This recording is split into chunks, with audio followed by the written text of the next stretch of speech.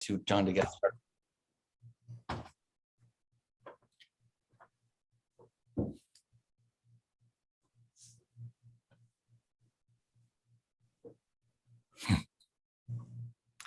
Hello, everyone. Welcome to Grand Rounds at Silver Hill Hospital.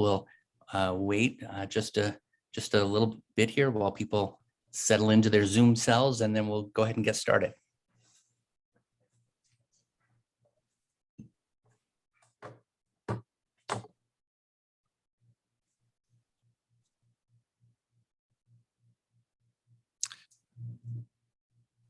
All right, hello and welcome everyone. I'm Dr. Jeff Katzman. I'm the Director of Education at Silver Hill Hospital, and we are so delighted to have you join us where we're privileged to welcome Dr. John Lauriello, who is presenting to us on the topic of long-acting injectables antipsychotics as a patient-centered choice. And I have the pleasure of introducing Dr. Lauriello in just a moment. Let me get to some housekeeping details first. Our last Grand Rounds of this section is next week, June 29th, where that will be me talking about climate change and mental health, and I hope you can join us. For July and August, we'll take a break from Grand Rounds and be back on September 14th, where Dr. Lindsay Smart will be talking to us about diversity, equity, and inclusion. You can find all our upcoming Grand Rounds on our hospital website calendar under resources and blogs. Back to today's lecture, we'd love to hear from you. I'll moderate a Q&A discussion with Dr. Lauriello at the end of his presentation. This is your opportunity to put forward questions and comments to Dr. Lauriello. You can submit a question anytime using the Q&A box, either with your name or, if you prefer, anonymously. To receive CME and CEU credits, please complete the evaluation survey that will pop up in the browser when this webinar ends. Finally, disclosures: no planners, individuals in control of content for this educational activity have any relevant financial relationships to disclose with ineligible companies whose primary business is producing, marketing, selling, reselling, or distributing healthcare products used by or on patients. It is now my great pleasure and honor to introduce to you all my friend, Dr. John Lauriello. In September 2019, Dr. Lauriello was appointed the Daniel Lieberman Professor and Chair of Psychiatry at Human Behavior and Senior Vice President of Behavioral Health at Jefferson Health and Sidney Kimmel Medical College. Prior to coming to Jefferson, Dr. Lauriello was the Chair of Psychiatry at the University of Missouri Department and Robert J. Douglas, MD, and Betty Douglas Distinguished Professorship in Psychiatry for 10 years. Under his leadership there, he oversaw a major expansion of the department, including the opening of the University of Missouri Psychiatric Center, formerly an acute care state facility. It is widely regarded as the psychiatric center of excellence for the mid-Missouri region. Prior to the University of Missouri, Dr. Lauriello was the clinical vice chair at the University of New Mexico and executive medical director of the University of New Mexico Psychiatric Center.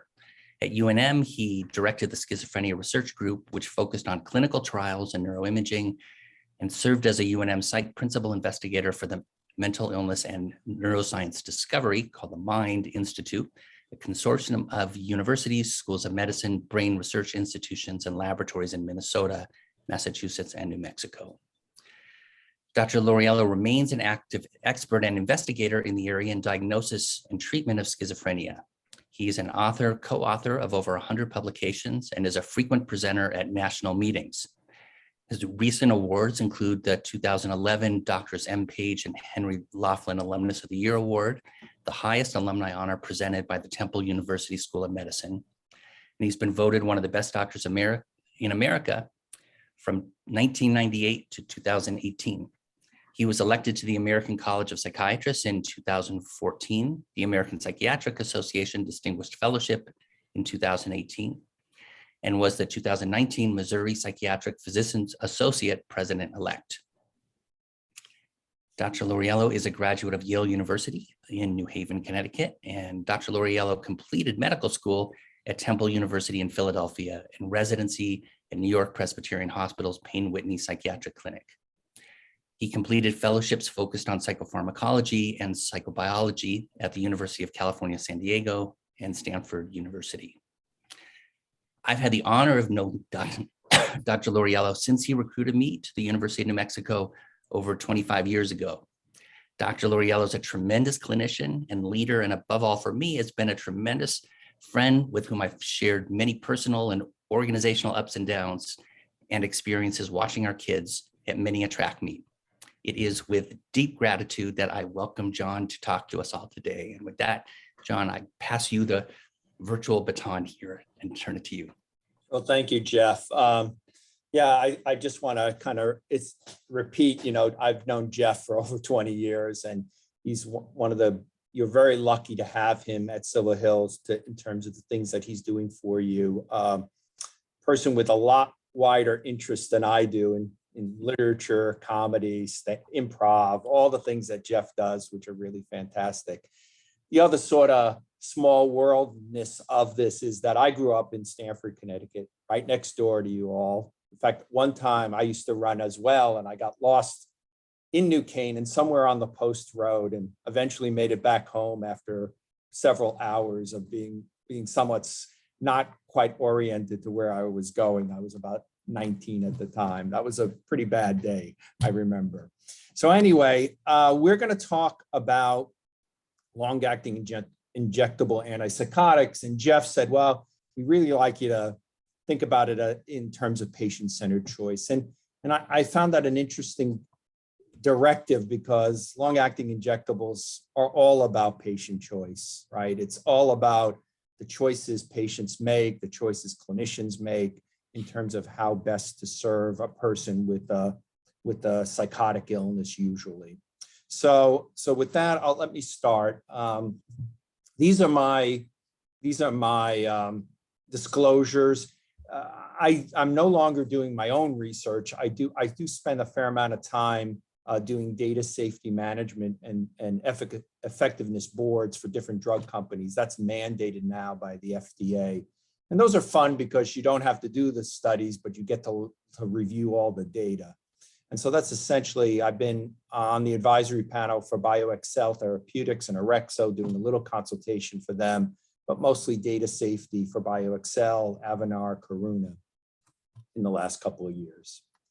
So the story, when I came to New Mexico, I had a really strong, as an assistant professor, just straight out of basically out of fellowship. I really wanted to work with people with schizophrenia, and I really wanted to understand how antipsychotics work. And at the time, there was only haloperidol, decanoate, and flufenazine, and that wasn't very much, and there wasn't any second-generation long-acting injectables. In fact, there hadn't been anything really written about long-acting injectables for decades. And I happened to be on an advisory board for olanzapine long-acting, where that was truly an international advisory board. And there I met Peter Haddad from Liverpool and Tim Lampert from Australia, from Melbourne. And we were sitting together having, I don't know, lunch or maybe, a break for coffee. And we talked about the fact, why don't we write a book? Let's write a book. There hasn't been a book about long-acting antipsychotics forever.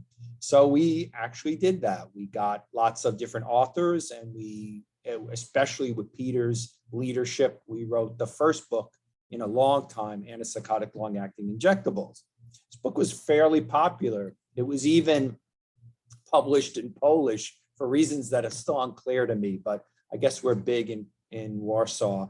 And you would think, okay, we haven't had a book in a long time, and now this book comes, it's fairly popular.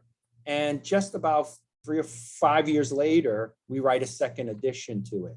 So that just tells you that over the span of the last 20 years, there's really been an explosion of these new long-acting injectables. And frankly, we probably need a third edition now because there's been even more things. I'm going to talk about schizophrenia. That's the area that I am most comfortable with, that I've done the most work in, and that where the most work has been done.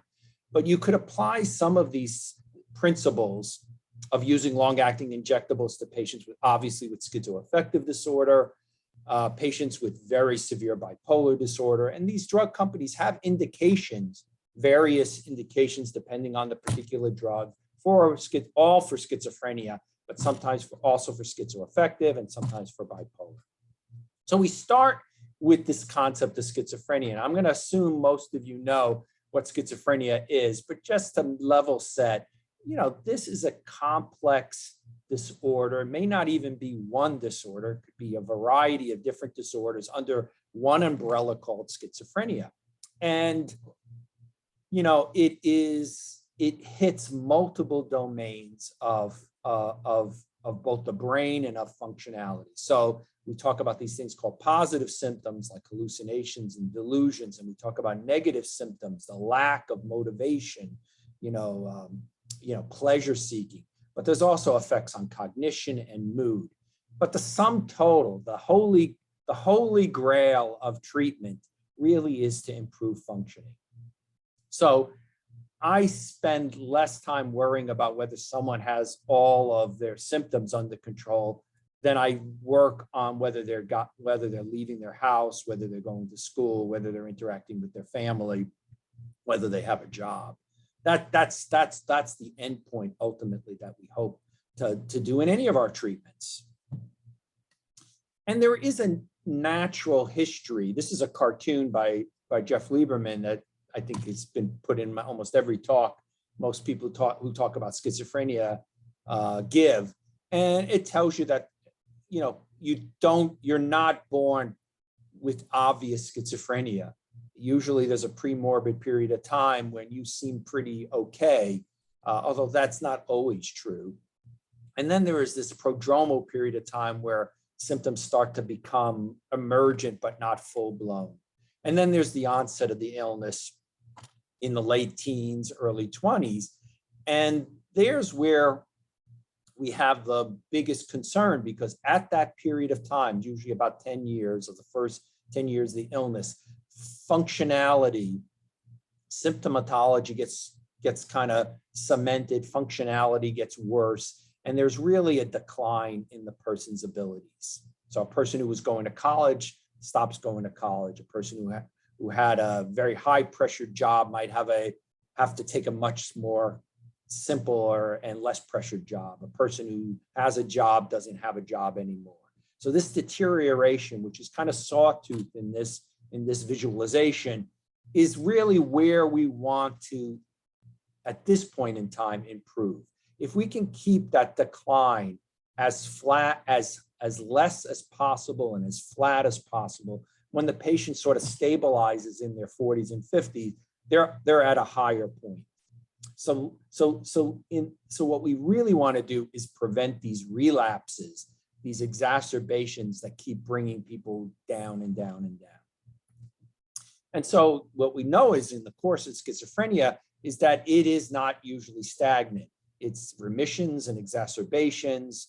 Over time, positive symptoms become less severe, so people are less aggressive and less delusional, but they become more depressed, more negative, less spark in the person. About a third of people recover very, very nicely, but the other 2/3, either have some moderate to severe symptoms, and a very large number have some permanent impairment. And just to understand that, the independent employment of people with schizophrenia is less than 10%. There's more people who do sort of part-time and coached work, but that independent employment number is really quite low. So what are we wanting to do when we treat people with schizophrenia? Well, I want to prevent relapses because I want to try to keep the person's functionality up as high as possible. We want to make sure that they are as functioning and as happy as possible. We don't want them to continue to have bothersome symptoms, but symptoms alone are not the end point. We want to try to keep people from hurting themselves or hurting others. Although I would say, as you know, people with schizophrenia are more likely victims than they are perpetrators, although untreated severe psychosis can lead to endangering people. And we want people for better or for worse, to really buy into taking treatment, because we do believe treatment is connected to all these other things, that if you take medication, and not everybody believes this, but the majority of people believe that taking antipsychotic treatment on a continual basis really leads to a better outcome. And we've kind of known for a very long time, this is second generation antipsychotics, that when you compare a group of patients who were taking haloperidol, fluphenazine, trifluoperazine, all the old conventionals, and you compare them to placebo, the relapse rate is significantly different. The people on placebo who are not taking active medication have relapses at a much faster and quicker rate. And some of you are old enough, Jeff barely, but me, Jeff, other folks there who were trained in the 70s and the 80s, that there was a discussion about whether people could actually take holidays from their medications. And that was called targeted treatment, right? So you might take treatment for a series of months, get stable, come off, with the hopes that maybe it would reduce side effects and tardive dyskinesia and things like that. So there were a series of studies looking at continuous therapy versus targeted therapy. And all of them pretty much showed that patients who we tried to target treatment didn't do very well. That we really needed to have people on continuous treatment. The last trial here, the Scooter and al., was the treatment studies for schizophrenia trial. That was the first trial I ever did as a psych resident. I was part of the Payne Whitney group that was a site for that study. And in that study, we tried to figure out in a double-blind fashion whether we could intervene and give patients oral medications when we started to see symptoms appearing. So some of the patients were taking fluphenazine every 2 weeks in a long-acting injectable, and the others were taking oral and then coming off. And the problem was, by the time the patient started to exhibit symptoms, they were already in a relapse. So for all the efforts we made to get to know the patients, know their warning signs, their red flags to relapse, we were very bad at catching them before they got fully ill. So I think nowadays, most people in sort of mainstream psychiatry would say you really need to give you need to give antipsychotics on a continuous basis if you have a disease like schizophrenia. And why does it matter? Well, this is an interesting study that showed that as a person has subsequent relapses, it takes longer and longer to remit. And I actually argue that this is an optimistic picture, because in our experience is that if you've had 3 relapses, each time you relapse, you actually are a little bit worse at baseline. So all the things that you wanted to do in your life, they're a little bit worse now because of these relapses. And we know that this relationship between, taking medication and relapsing has been shown in different ways. Here's a very nice way that Peter Wyden, who was one of my first mentors, looked at what would happen if we just looked at the Medicaid data from California on who filled prescriptions, not just take them, not even understanding whether they took them or not, just whether they filled them or not. And what you see is that even if someone religiously comes and gets their medicine from the pharmacy, there's still a chance that they're going to get rehospitalized in a year. That's just because the illness is severe and it has, relapses and exacerbations. But what's striking is that, if you have a gap of just getting the medicine for 10 days or 30 days or greater than 30 days, you double, you triple, you quadruple your chance of a rehospitalization. So clearly, these things are not, perfect, but these medications, but they certainly seem to be linked with reducing relapse and rehospitalization. And I like this slide. It comes from John Kane and Sam Keith, Jefferson, my old chair. Again, it's a cartoon, but it illustrates that there are a lot of things that happen before a person ends up in the hospital.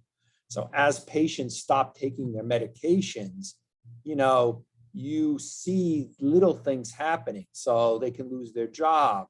They could get kicked out by their family. They could be rehospitalized. They could hurt someone or hurt themselves.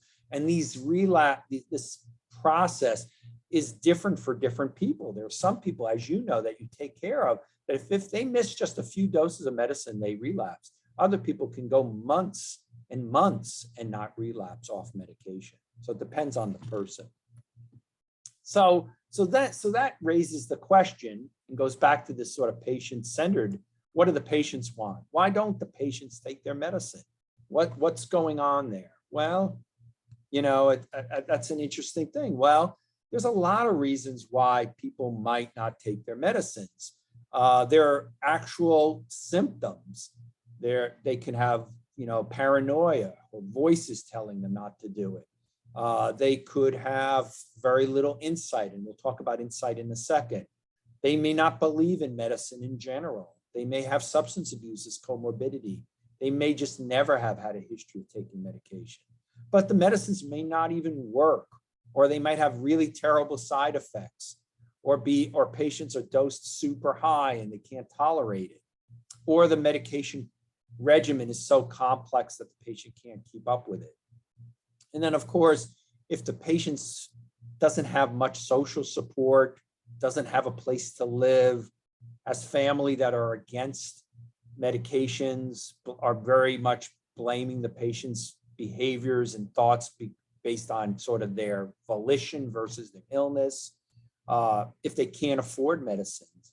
And then the clinicians have a part in whether patients take medication or not. You know, I don't think it's you guys, but there are clinicians who don't do a very good job developing a therapeutic alliance. And then what we've seen a lot of the times is that staff have their own biases against, you know, medications, and they sometimes will communicate that, rarely directly, but sometimes indirectly, to the patients. And so this is another study, very recent one, looking at the reasons for non-adherence. And you see there's things like forgetfulness, side effects, not understanding things, complexity of the regimen, just trying to see how they do without medicine, pure therapeutic alliance. But number one is really, I think, a significant thing that we always have to contend with. The patients don't believe they need the treatment. This was really hammered home once for me at one point when we were doing in New Mexico, we were doing a first episode multi-year trial of an antipsychotic. And after the first year, the IRB asked us to re-consent all the patients to make sure that they still wanted to be in the study. And lo and behold, a lot of the patients, whether they were doing well or not, even the ones who were doing well, and even the ones who were doing poorly, when you ask them, you know, do you want to do the study, they kind of hemmed and hawed. And often then some of them would say, well, I don't really think I have schizophrenia, or I think I had schizophrenia, I don't have it now. And this is really, I think, an embedded part of this illness. In fact, if it was me, I would put it in the DSM 5.2 or 0.3, that really this idea that a person doesn't have an illness isn't necessarily a willful thing. It may actually be a core component of the illness. And obviously, there are a lot of illnesses where people refuse to believe that they have it. Their high blood pressure, diabetes, you know, you name it. There are a lot of patients who don't necessarily believe they have the illness that their physicians are telling them they have. And so the prevalence of this non-adherence, I mean, it ranges from, you know, as low as 20 and as high as 90%. And I would say you shouldn't expect your patients to not be taking the medicines that you prescribe them. You should expect that the patients may not take them exactly how you want them to take it. You should expect that they may not tell you that they're not taking it the way you want them to. I had a patient that I took care of, and he said to me, I want to stop my medication. And I said to him, well, okay, you're doing well. Why don't we, slowly taper you off the medication and see how you do over the next few months? And he just looked at me in the face and he said, well, I haven't taken the medication for about 2 months. And one could take that as a personal affront, which I would not recommend, or you could just decide, well, that's just the way it is.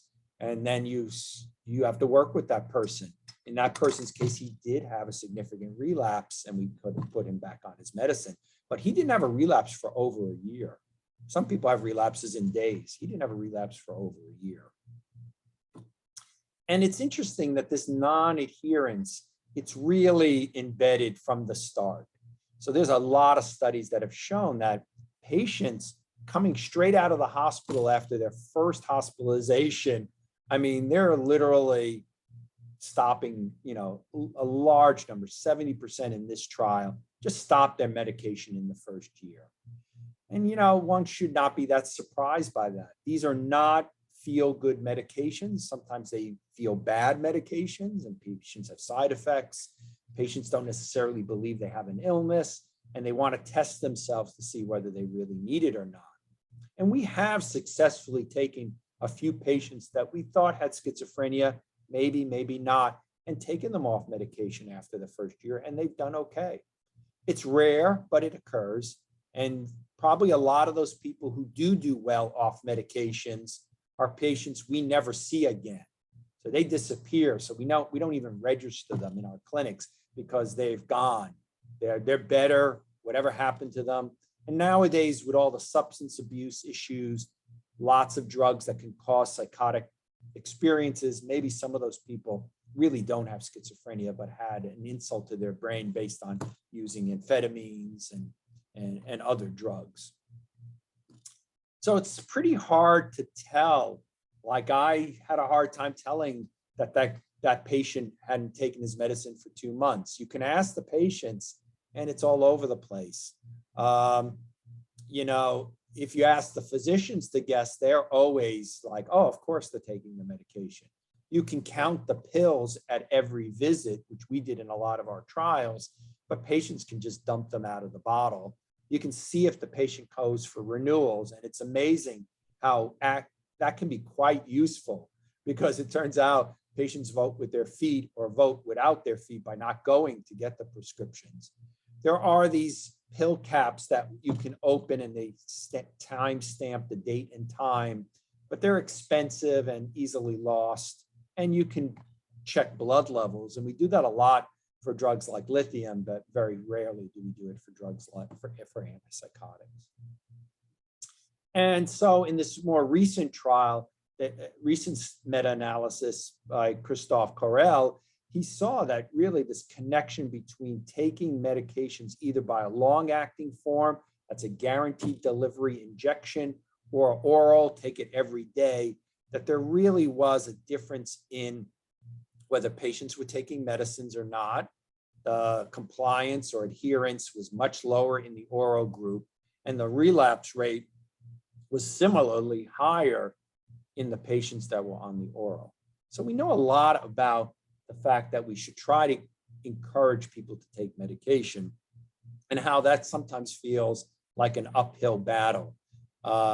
Silver Hills may not see, the worst of the worst kinds of non-adherent patients. We certainly see them here in inner city Philadelphia, where the same patients keep coming back to the emergency room in pretty bad shape because as soon as they leave the hospital, they don't take anything afterwards. Where does the APA stand on this? This was kind of a bone of contention. The APA essentially delegated or relegated about maybe a paragraph to long-acting injectables, while they gave like 7 pages to clozapine. Listen, I love clozapine. I think people should use clozapine. But when you think about who you could actually treat, there's way more people who could benefit from an LAI than might necessarily benefit from clozapine. But they pretty much watered down to patients receive treatment with the long-acting injectable antipsychotic medication if they prefer such treatment or if they have a history of poor or uncertain adherence. We would have gone further to say that we think this is the best delivery system for people who have a chronic illness like schizophrenia, who are all prone to uncertain adherence. But I don't think the APA felt they had the data to really support that. But it was a little disappointing that they didn't stretch themselves to maybe 2 or 3 paragraphs about this. And what are some of the pros and cons of taking a long-acting injectable? Well, the advantage is you don't have to take it every day, and you don't have to fight with your family members about taking it every day. You really know if someone is taking it or not, because if the patient doesn't show up for their appointment, they're not taking it. The plasma level, the blood levels of an injectable medication, long-acting injectable medication, the maximums and the minimums are the maxes are lower and the minimums are higher. So you have what we call a governed blood level. The blood level stays in a more average range, as opposed to when you take oral medication and you have every day high peaks and then low troughs. You don't get into a lot of fights. There's potentially a real good relationship between reducing hospitalization, and there are fewer side effects where there's dose relationship. So in other words, where the medications like EPS, where the higher the dose, the more likely you have the side effect, you're less likely to see EPS with a long-acting injectable because the max dose every day is lower. On the other hand, when we did the trials for olanzapine long-acting injectable, we were hoping that weight gain would be lower, and it's exactly the same. So if it's not dose-related, if it's more categorical that you're going to get it or you're not going to get it, the long-actings don't have great advantages. There's also disadvantages, low acceptance. You're injecting someone, it hurts. You can have bumps and nodules and other problems with it. Patients sometimes feel like you're putting something into them and they can't get it out for a whole another month, can't rapidly adjust it. Unfortunately, we have created an environment where it feels like we're punishing patients lots of times to taking these medications. You know, you've been in the hospital 3 times, you've got to take a shot now, as opposed to thinking about doing it much earlier on. And for some people, there could be more side effects. Here are all the atypical oral antipsychotics, and I'm certainly not going to go through all of these, but you see that we have a lot of second generation available. We have so many now that when you look at the bottom 4 or 5, these are unfortunately not even getting a lot of good airplay, because the market is somewhat saturated. These are expensive. So, you know, we struggle with getting our residents even to try some of these newer medicines. So we don't really have a good sense of how good they are. There are fewer long-acting second generations, but we have more than we've ever had. And so, you know, we started with risperidone consta, which was a difficult drug. We did the clinical trials for that. And I taught a lot of people about how to use this drug. It's very difficult because it takes 3 weeks to kick in. So you're always kind of behind for a while. Olanzapine Relprev, a highly, highly effective long-acting injectable drug, which unfortunately had the side effect of essentially a somnolence overdose if for any reason the injection hit the intravascular system. So in the United States, very few people use it because it requires a 3-hour sit down after each injection. Aripiprazole Maintainer and Lauriello, they're 2 different companies making long-acting aripiprazole. And there's a lot of advantages to that. And we can talk about those maybe in the question period. Paliperidone, made by Janssen, has a bunch of different kinds of formulations. There's a 1 month, there's a 3 month, and now there's a every 6 month version. Unfortunately, you have to first take the every month and then graduate to the every 3 months and then graduate to the every half month. When we heard it was going to be called Invega half year, we thought that was actually something that we thought that was a joke, because usually the FDA is not that good about allowing that kind of name, but I like it, half year. It sounds pretty good. There's also a new formulation of risperidone that's sub-Q, Ceres, that maybe some of you have used, and that's an interesting compound, and we can talk about that as well. So the question is, are these long-acting antipsychotics effective? You put them in a syringe, and do they work? And most of these trials, the ones that have been approved by the FDA, really the standard is they have to beat placebo. They have to be better than placebo, similar to how we have oral antipsychotics approved by the FDA. And I'll digress for a second, and we're going to talk a little bit about design of studies in a few minutes. But we wrote a paper, Larry Alps at that time from Janssen, Nina Skula, who was at Hillside, and myself, looking at, does it matter whether you do an efficacy trial, a double-blind trial, or do you do more of an effectiveness trial? And we'll talk a little bit about that in a few minutes. And most of the FDA trials are what we call efficacy or explanatory trials. They're double-blind, strictly controlled trials. And then there's a whole nother group of trials that are much more open-ended, real-world trials. They don't get you FDA approval, but they probably give you a better idea of whether a drug will work in the field. I've done tons and tons of clinical trials. And one of the things that came out of all those antipsychotic clinical trials, either orals or long-actings, is that when the FDA approves the drug and they give you the dosage, it's always wrong, because they've only studied like 3,000 people. And then you give it to, the next day, it got 20,000 people get it. And the next day, next month, 100,000 people get it. And you find out a lot of things like, what's the correct dose? What are the real side effects? All of that. And I won't belabor this. I'll just skip this. But basically, the idea is that I'm going to show you some trials that are really efficacy trials, and I'm going to show you some that are much more pragmatic and effectiveness trials.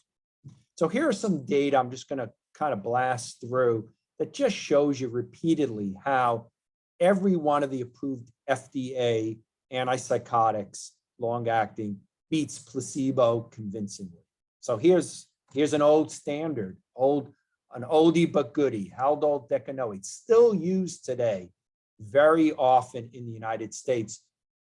It's the only first generation still used because some patients can't get access to second generation, so they often end up on Haldol decanoate. And you see that except for the 25 milligram dose, the drug is extremely effective in relapse prevention. The 25 milligram dose was essentially the proxy for the placebo dose. So essentially in the 3 effective doses, 50, 100, and 200 a month, they all worked exceedingly well compared to what we would call a sham or placebo dose. Risperidone long-acting, this is the pivotal trial that we were involved in, and I wrote one of the papers that comes from this study. And you see that with using risperidone constant, a long-acting, somewhat difficult drug to use, that it beats placebo convincingly in all 3 of its doses, 25, 50, and 75.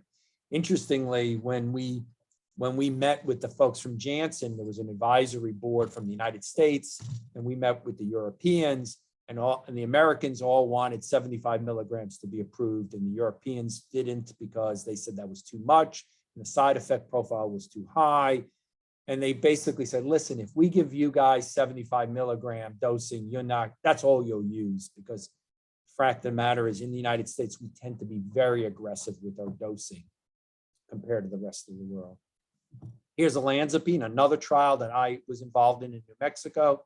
And you see, again, very, very, very effective dose compared to placebo. Paliperidone, again, does way better than placebo, very effective against placebo. Maintainer, the aripiprazole compound made by Otsuka, this does very well. And then Alchemy's version of aripiprazole also did extremely well. Here's the 3-month version. Now, you can only get paliperidone 3-month after you've taken the 1 month, but you see that after you're stabilized on the 1 month, if you put some of them on placebo and then put some of them on the Trinza, the every 3 month, you see a big separation between the folks who are left off medication to kind of succumb to the illness versus the patient taking the every 3 month. So then the question is, so yeah, they work against placebo, but are they superior to oral antipsychotics? And there's a real question about this. The answer is maybe, and really depends on the patient population, and it depends on the design of the study. So when you just look at what we call mirror studies, those are studies designed in which you look at a patient 6 months before an intervention and 6 months after the intervention. And the 6 months before, you have to go through the old records. And the 6 months prospectively, you just sort of follow them. And what you see is, in comparison to the previous 6 months, when the patients were put on a long-acting injectable or put on an oral, the patients on the long-acting injectable in these mirror studies did much better than the patients taking the oral. So that prospective active 6 months was really much better for the people taking the injectable.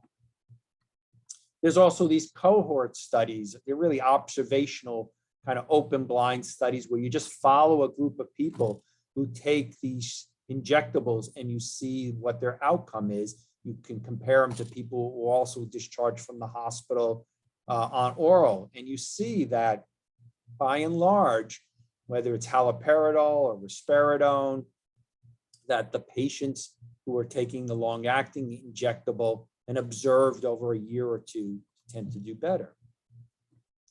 There was an influential study by Tahonen in Finland about a decade ago that really tried to track a very large number of first episode people with schizophrenia or psychotic disorders in general. And so this is the first time they're admitted. There's almost 3,000 of them. And they just looked at how patients did on the different medicines they were discharged on. At that time, they only had risperidone as the second generation long-acting, what we call Consta, but they had several first generations. Profenazine, which was approved in the United States for a little while, but then discontinued. Haloperidol, which is still around. Zuclo, Pentixol, which was really big in Europe and especially in Australia, but never brought to the United States.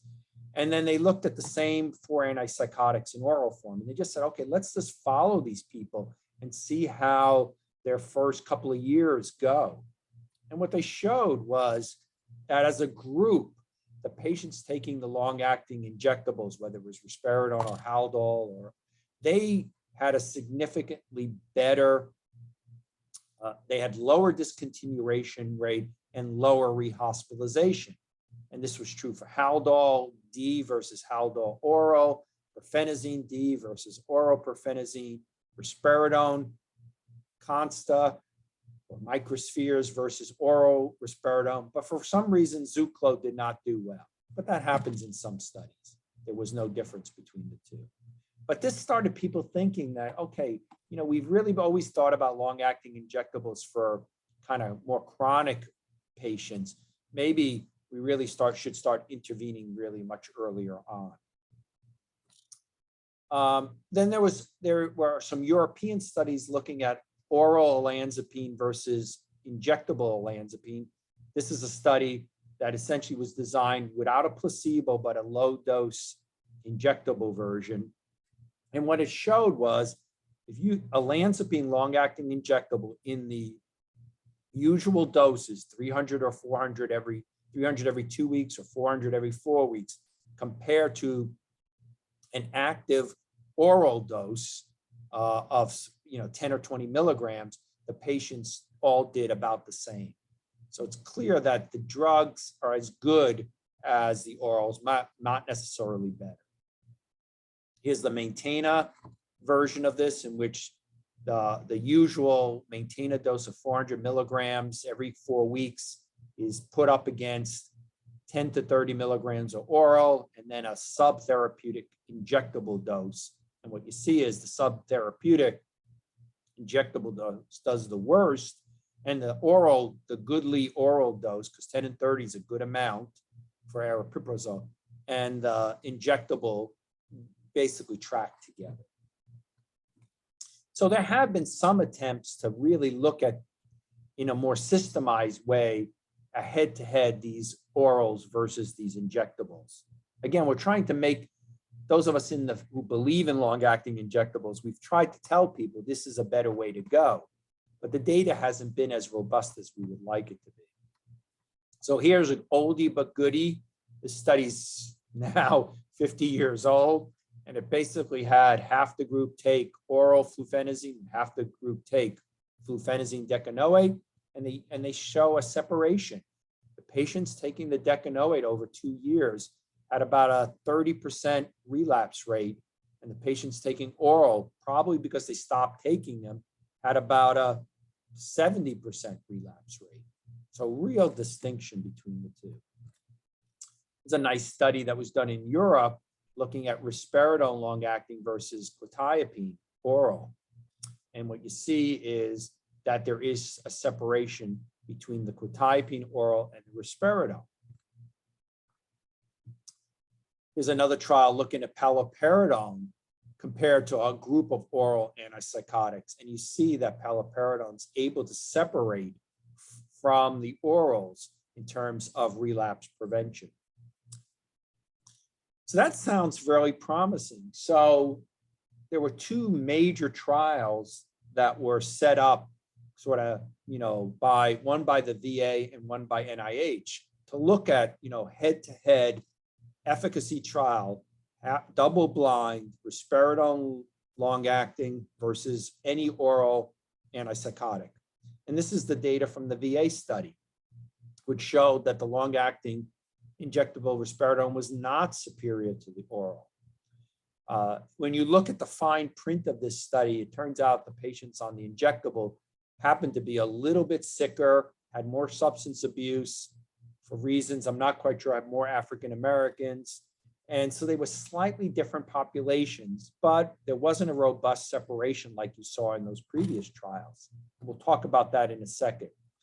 And then there was this proactive trial, which we in New Mexico were a major site for. And here we collected hundreds, 300 patients, and we followed them for over 2 years. Again, all orals versus risperidone consta. And again, we couldn't find a separation. So it's like, oh man, maybe orals are just as good as injectables. The studies, these double-blind studies are not showing the difference. What we did show, though, is that the patients on the injectables actually had a greater improvement in their psychosis rating scales. But overall, they didn't have a different relapse rate. So then the question was, okay, maybe it's design, and we'll talk about that in a second, but it's also maybe the patient population you pick.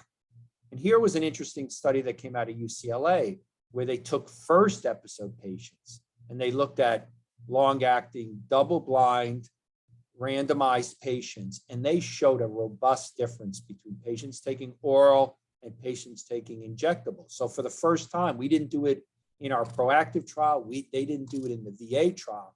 But when you see patients who are very, very likely to not take medication because they just got sick, there really was a major separation. So now you start thinking to yourself, okay, well, maybe the time to intervene with long-acting injectables is early, where you're going to see the biggest difference.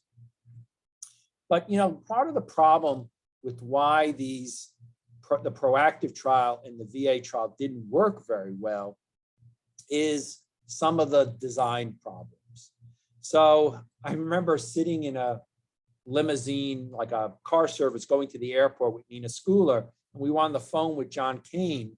We were having a meeting for proactive, and John said something very prophetic. He said, I'm really worried that we treat the oral patients so well that we're not going to be able to detect the difference.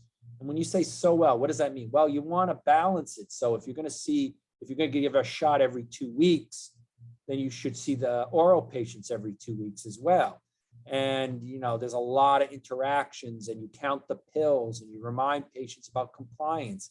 And so essentially, one of the problems is that you end up designing a study that really favors, Cadillac services on the oral side. Not only that, you can't recruit patients who are really, really non-adherent because they won't even sign consents So you end up signing up fairly adherent patients. And so your differences tend to be really attenuated. And what they showed even is that in some of those observational trials that showed the big differences, the CGI, the global improvement scores for those patients were much worse than the ones for the clinical trials. So in other words, we were recruiting healthier patients and therefore not able to detect the difference as well. So I think that tells you a lot about where we are, that we haven't been designing studies that really can detect the biggest differences. That's some of what I already mentioned. But I do think that you can design trials that really are much more real world that will hopefully detect differences. The first would be you shouldn't be seeing patients on the oral arm more often than you normally would. Having a patient come every 2 weeks is just not normal for the rest of the community, right? So the patient should come back every month or come back every 2 or 3 months, whenever the interval is normal. You shouldn't be giving the patient medication. You should be giving patients scripts, because in the real world, we don't hand patients medications at every visit. We tell them to go fill a prescription. And we also do this over, we need to measure this over a very long period of time, several years. And then we also should try to include patients that are what I would call more complicated. You might say dirtier. They have substance abuse, they have prison records, they have homelessness, all the stuff that you're not allowed to put in these FDA trials. You need that richness of the experience to really be able to start to detect whether giving an injection really makes a difference than giving an oral. So I'll show you one trial, and there haven't been many of these trials. One really excellent trial that was done by Janssen that kind of uses a fair number of these principles. They took a group of patients who had a history of being recently incarcerated, and they randomized them to either injectable, or it was randomized, and then there was some open labelness. It was randomized with raters that didn't know what was going on, but the centers were open label. And essentially, it was paliperidone against all others. And the patients who were on the oral were given scripts, and they weren't seen they were seen at most every month, sometimes even not every 2 weeks. And we really tried to see, okay, how did those patients on the injectable do in terms of relapse, in terms of symptoms, in terms of getting reincarcerated, in terms of going back to substance use, lots of different ways to see if there was a difference. I happened to be on the data management safety board for this study, and literally it's the only study I've ever helped observe in which we had to teach ourselves all about misdemeanors and felonies and bench warrants, because we had to evaluate all the reincarcerations as well. So if a person was brought in on a bench warrant for something that they had done a year or two ago, but through no fault of their own got rearrested, we might not count that as a felony. And so really what we tried to do is, this is everybody's getting active drug, and everybody is, there's no placebo, and it's done over a long period of time, and you try to treat each group the way you normally would treat them in the community. And what they found so they had about 400 subjects, about 200 something randomized to paliperidone, 200 to the orals. And what they found, the money slide, is that the paliperidone patients really were able to stay relapse free, incarcerated less than the patients taking the oral. So the first time in a really fairly expensive, large study like that first episode study that was done at UCLA, we started to detect a difference. The other thing that some of the secondary analysis that were interesting was that substance abuse seemed to be something that was really leading to relapse. which is obvious to you and me, but isn't always so obvious in these clinical trials because they don't allow patients with substance abuse into the trials in the first place. But by designing a trial that had people with home, housing insecurity and past incarceration and substance abuse, they were starting to see, well, yeah, you know what, you're right. If you have substance, you got to treat the substance abuse as well in order to keep the people from relapsing. So I'll end by just thinking about, what would be ideal for our patients? Well, it'd be great if we had an antipsychotic that could last for months. And the fact of the matter is we do. We have Lauriello, you can start and give a patient every 2 months.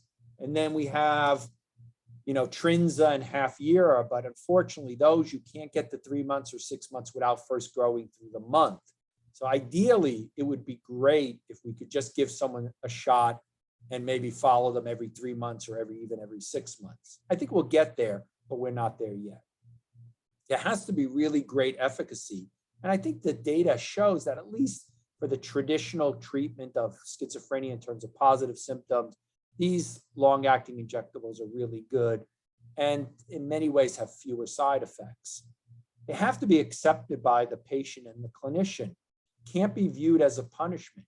How do you stop that from being viewed as a punishment? Well, you don't link it to rehospitalization and multiple failures. You say the day the person is diagnosed with schizophrenia, hey, you know what? Down the road, we might want to use a long-acting injectable because that's really great and you won't have to worry about it. And you can still go to college and not worry about taking your pills every day. If we have that attitude, it's different than patient has to be on a shot or they won't be discharged from the hospital. I mentioned the Perseris, the sub-Q antipsychotic. That's interesting because it's not an IM. What's disappointing about that drug is that it has to still be given by a healthcare professional. I think in the ideal world, anybody should be able to give someone a long-acting injectable like a sub-Q. Believe it or not, people give themselves insulin, not believe it or not. The fact is, people give themselves insulin, people give themselves heparin. These drugs are way more dangerous sub-Q than anything we would give. But right now, it's not that easy. You have to we're limited by having nurses and doctors who get to the patient. But in the better world, anybody should be able to learn how to do this. And these drugs have to be affordable. They're very expensive. Even Haldol decanoate still costs a fair amount of money relative to Haldol oral. So, it can't be just for really good insured patients or on patients on public funding like Medicare and Medicare. I think that would be, we really need that in order to get these long-acting injectables into the community. So I'll end by just saying, listen, schizophrenia is a challenging, stubborn, fascinating illness with really relapsing. We've done a great job over 25, 30 years in treating it better, but there's a lot more to come. Adherence is a huge issue in getting people to take their medication and prevent their relapse. Long-acting injectables should really be part of that solution, and they're underutilized, frankly, all over the world. How these results are interpreted are really, in the eye of the beholder in terms of how they're designed. And we need more trials like the PRIDE trial, where we look at real-world patients and we subject the oral and the long-acting injectable to some real-life experiences. And I will tell you that I'm not surprised by the PRIDE results. The long-acting injectables in the real world do better. Finally, I'll just say that long-acting injectables may be a means, not an end to themselves. And what do I mean by that? Patient says to you, well, I have to be on these shots for the rest of my life. I don't think you should say yes. I think you should say, well, let's just see. I think what we do is let's take it a year at a time. Let's see how you're doing. If they really don't want to be taking injectables for whatever reason and they're doing really well, you might be able to transition them to oral. If they do great on the oral, wonderful. If they do poorly, well, then you have to kind of pick up the pieces. But it's not an end to itself. And even getting an injection in the hospital is only the beginning of the story. The next job is to get the person to come for the next injection and the next injection and the next injection after that. That's where the hard work is. That's where case management, family, and a lot of other things are really important. So I'll end there and see if we have any questions. Dr. Lauriello, thank you for a remarkable presentation. It was so great and really made me start to think about a lot of things. Everybody out there, please use the Q&A function to put in some questions for Dr. Lauriello, and I'll review those and get them to you, John. And I'll start with a couple. I'm wondering, given the kind of chronic and complex nature of schizophrenia and some symptoms sometimes that don't respond, how is actually a relapse defined? Is it kind of with positive symptoms getting worse or negative, or in clinical world and research world, how is that defined actually? Yeah, that's a great question.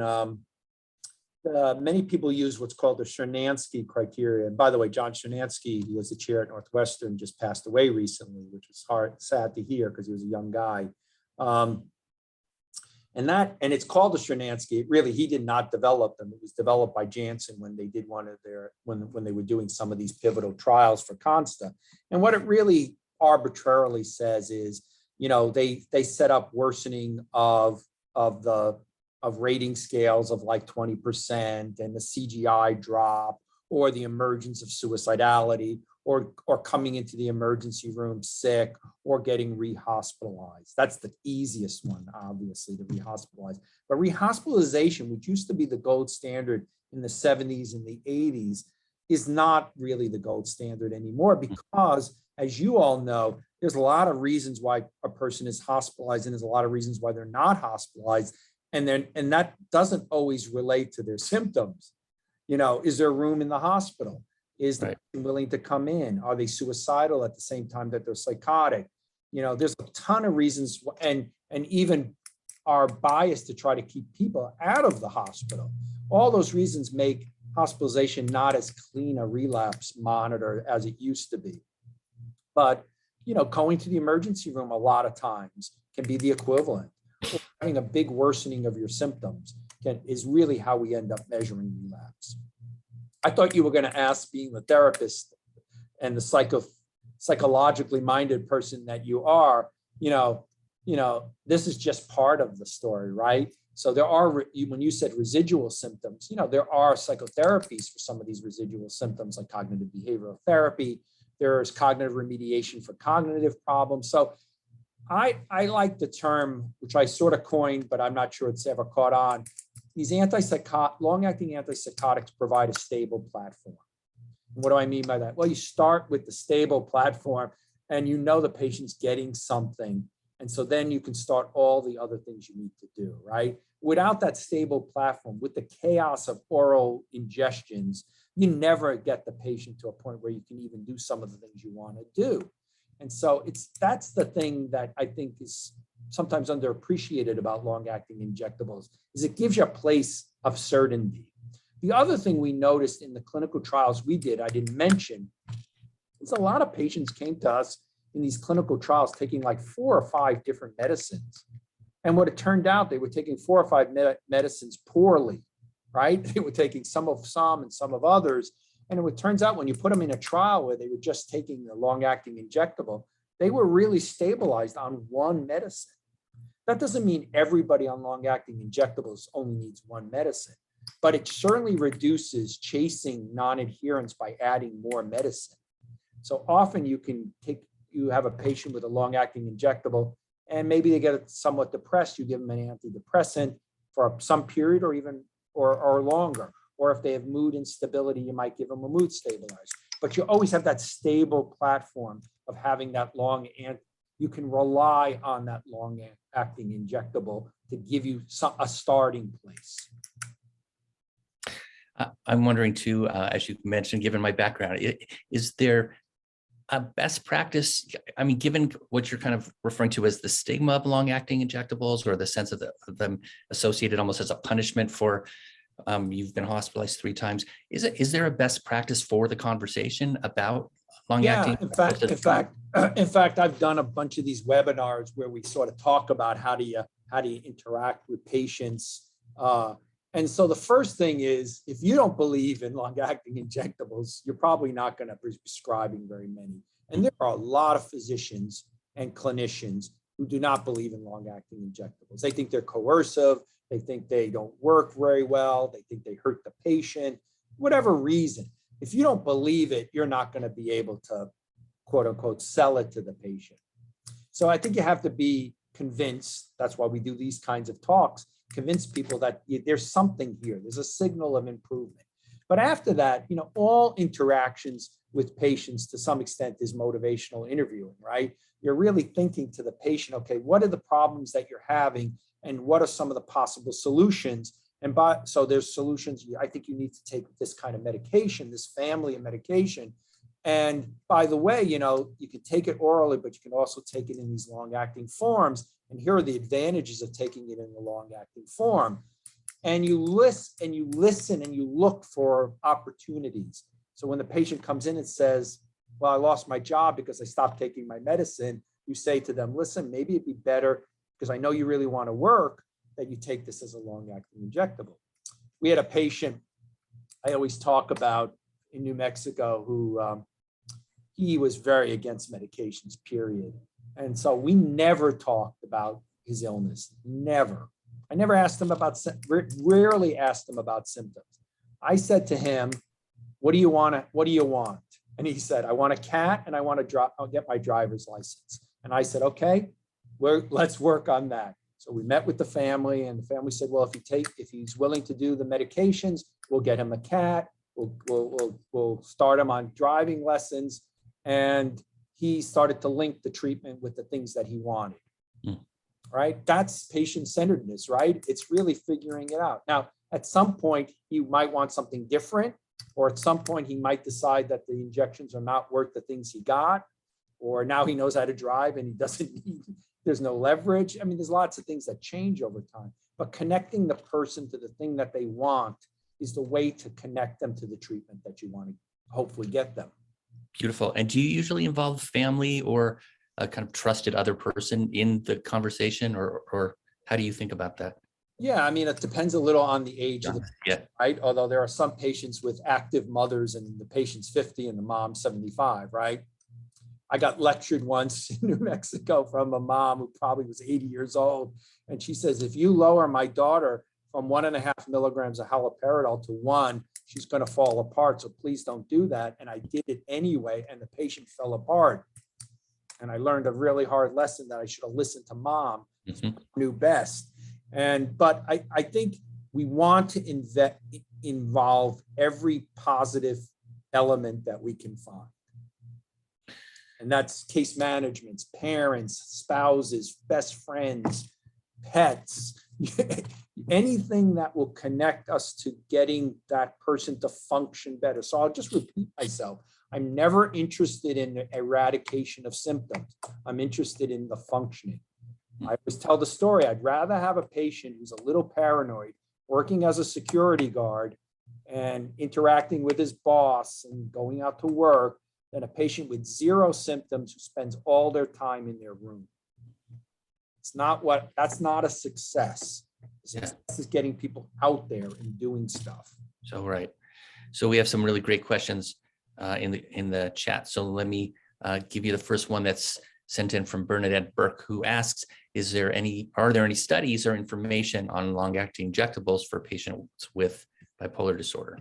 Yes, the answer, and I had kind of hinted to that. So there are a number of long-acting injectables, paliperidone long-acting, risperidone long-acting, maybe I think even one of the arapiprazoles that all have FDA indication for bipolar. And this is important because some of the most difficult patients I've taken care of are these brittle bipolars, people with bipolar who, I don't know how to say it, kind of verge onto schizoaffective almost, but aren't quite, have the propensity and the potential to bounce back to a much better baseline and have a level of fun. just as an aside, schizoaffective disorder is a combination of mood disorder and schizophrenia, but its functionality tracks with schizophrenia. That's the bad news about schizoaffective disorder. Its functionality tracks with schizophrenia.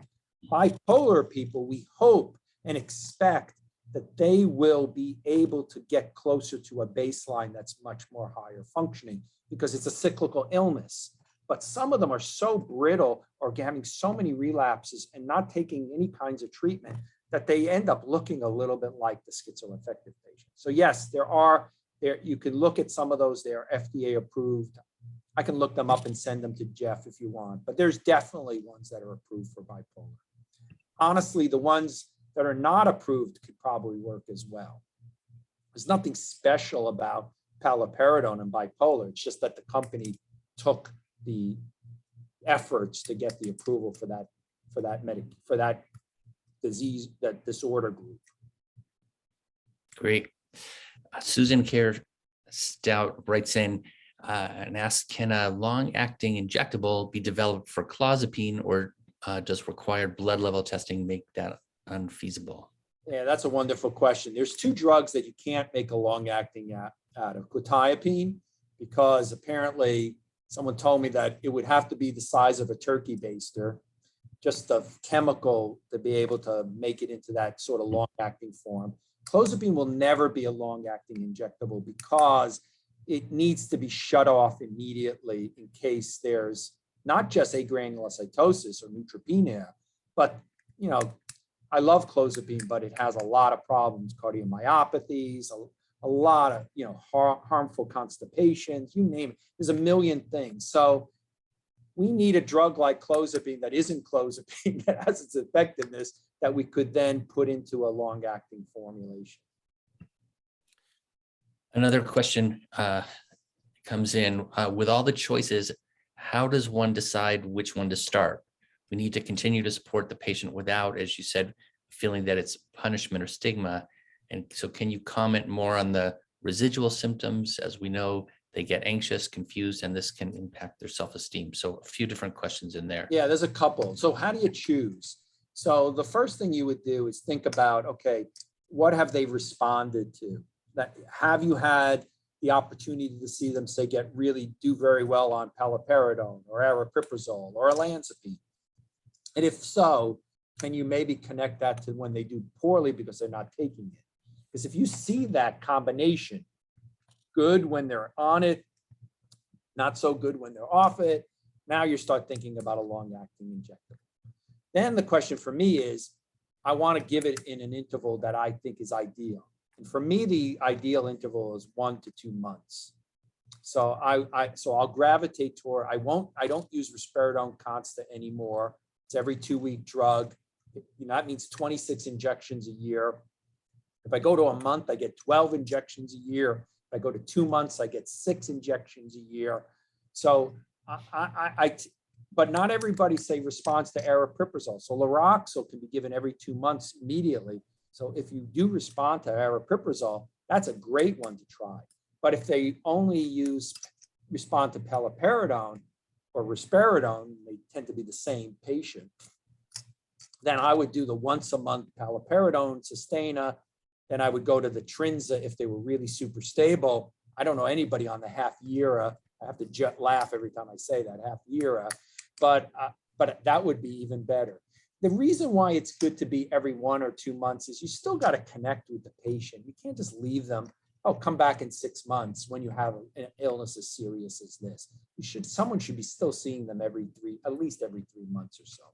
What do you do? The question about residual symptoms. Yeah, there's lots of residual stuff.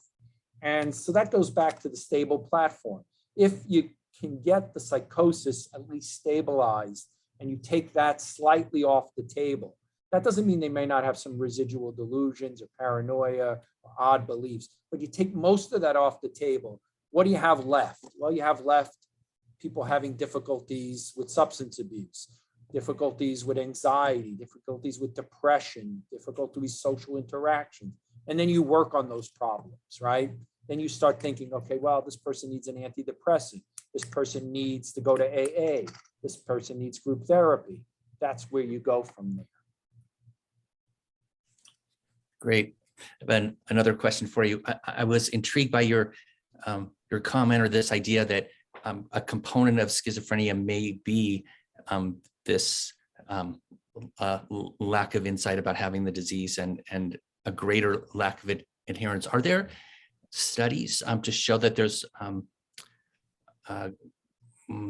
more problems with adherence in schizophrenia than other diseases? I'm just remembering our friend Sam Keith start off a lecture 20 years ago. I think I saw him around going to the dentist and none of us flossing until 2 days before. That adherence in general is a problem, even for one medicine. Adherence in general is a problem. So let me distinguish a little bit. Look, you need to have your teeth cleaned and you need to have good dental work or you can die.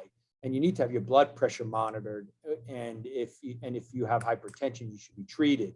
And in many of those illnesses, patients do not follow through and adhere to the treatment for lots of reasons: lack of access, finances, their own fears, that kind of thing. In schizophrenia, that's all true as well. What I'm distinguishing, though, is I think that a person with diabetes, they begrudgingly will admit they have diabetes. They may not treat it, or they may begrudgingly say, yeah, I see that my blood pressure is high, but I'm not going to deal with it. Or they know that going to the dentist is the right thing, but they're afraid of going to the dentist. Whatever those reasons are, that's different than a person who fundamentally doesn't believe they have the illness you think they have. And I see that every day in people with schizophrenia. So much that I think it's almost the exception, the person who is very reflective of the fact that they have this illness and its impact on its life. The lack of insight could also be in some degree protective, right? Because, this is an illness, I always say that it's an illness between what you could have been and what you are, right? You could have been, it's a mismatch, right?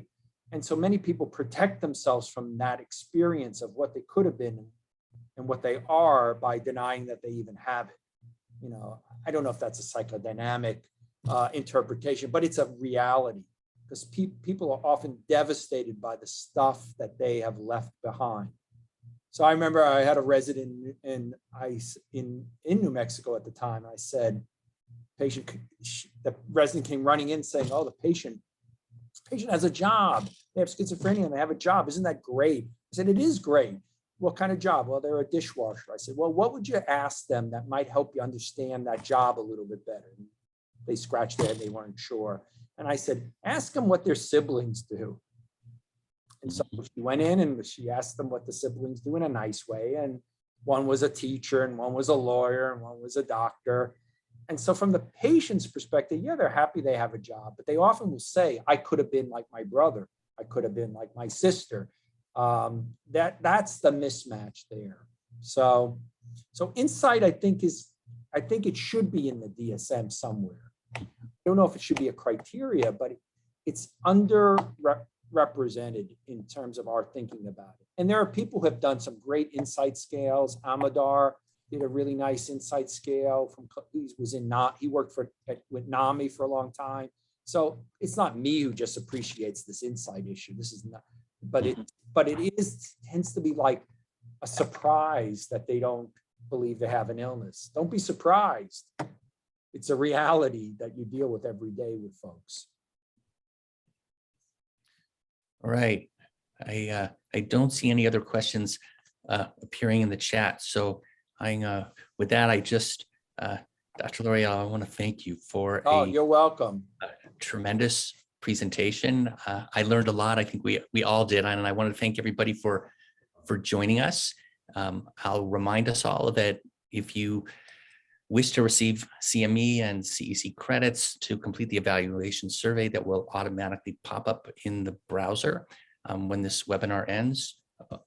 One sec. You have one more minute, John? There's another question that's come up. Yeah, I have. Okay. I'm free till 1. All right. It says, another question has come in. It says it's hard with the recognition of the disease, as they can get depressed, have regrets and disappointment with themselves, especially with the comparison, as you just discussed, looking at what they have done and lost. Yeah, not a question as much as an agreement with exactly. No, I think that is it can be exquisitely painful. That's why I say in some ways it's protective to be less insightful. I also think that people with schizophrenia are extremely stubborn and hardy in a way that I don't think we could be.